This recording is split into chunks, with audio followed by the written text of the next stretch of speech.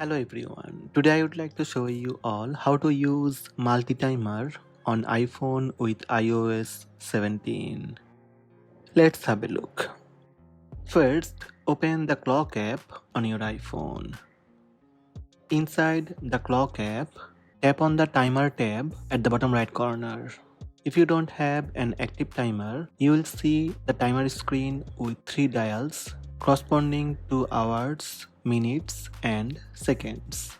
At the top half of the screen, you can create a new timer by adjusting the dialer as per the desired duration for the timer. Once you have set the preferred time, tap on the start button to begin the timer. Now from recent section, you can also start another timer. Just tap start. You can create a new timer by tapping on the plus icon at the top right corner of the timer screen.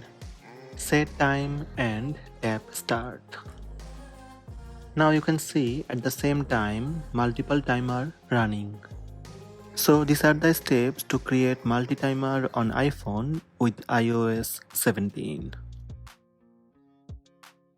Hope this video helped you. Please subscribe my channel by tap subscribe button. Also tap the bell icon to receive notifications about all new videos.